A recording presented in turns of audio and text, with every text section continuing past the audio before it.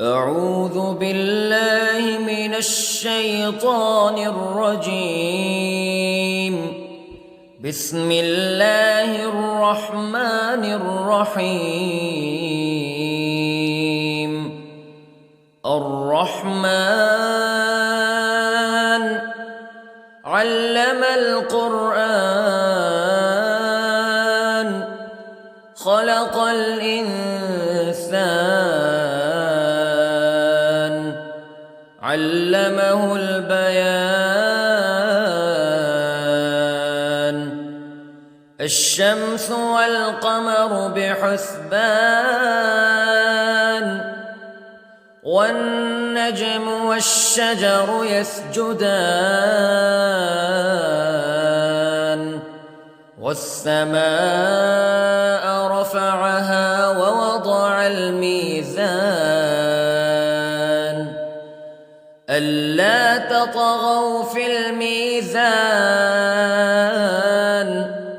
وأقيموا الوزن بالقسط ولا تخسروا الميزان. والأرض وضعها للأنام فيها فاكهة والنخل ذات الأكمام والحب ذو العصف والريحان فبأي آلاء ربكما تكذبان. خلق الإنسان من صلصال كالفخار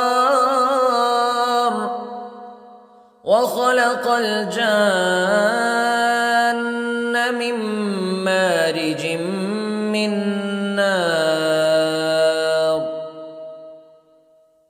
فبأي آلاء ربكما تكذبان. رب المشرقين ورب المغربين فبأي آلاء ربكما تكذبان. مرج البحرين يلتقيان بينهما برزخ لا يبغيان فبأي آلاء ربكما تكذبان. يخرج منهما اللؤلؤ والمرجان فبأي آلاء ربكما تكذبان. وله الجوار المنشآت في البحر كالأعلام فبأي آلاء ربكما تكذبان. كل من عليها فان ويبقى وجه ربك ذو الجلال والإكرام فبأي آلاء ربكما تكذبان. يسأله من في السماوات والأرض كل يوم هو في شأن فبأي آلاء ربكما تكذبان. سنفرغ لكم أيها الثقلان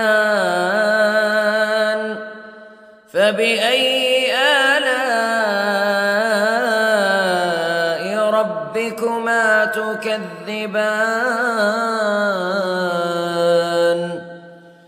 يا معشر الجن والإنس استطعتم أن تنفذوا من أقطار السماوات والأرض فانفذوا لا تنفذون إلا بسلطان فبأي آلاء ربكما تكذبان يرسل عليكما شواظ من نار ونحاس فلا تنتصران فبأي آلاء ربكما تكذبان فإذا انشقت السماء فكانت وردة كالدهان فبأي آلاء ربكما تكذبان فيومئذ لا يسأل عن ذنبه إنس ولا جان فبأي آلاء ربكما تكذبان يعرف المجرمون بسيماهم فيؤخذ بالنواصي والأقدام فبأي آلاء ربكما تكذبان هذه جهنم التي يكذب بها المجرمون يطوفون بينها وبين حميم آن فبأي آلاء ربكما تكذبان ولمن خاف مقام ربه جنتان فبأي آلاء ربكما تكذبان ذواتا أفنان فبأي آلاء ربكما تكذبان فيهما عينان تجريان فبأي آلاء ربكما تكذبان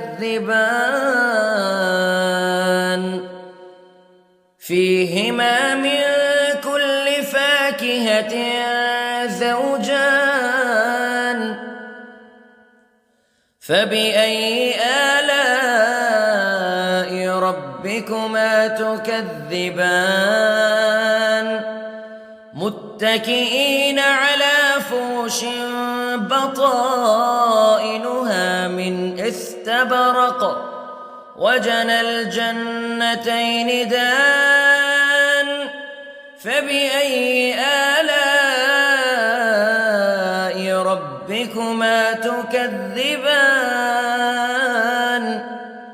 فيهن قاصرات الطرف لم يطمثهن إنس قبلهم ولا جان فبأي آلاء ربكما تكذبان كأنهن الياقوت والمرجان فبأي آلاء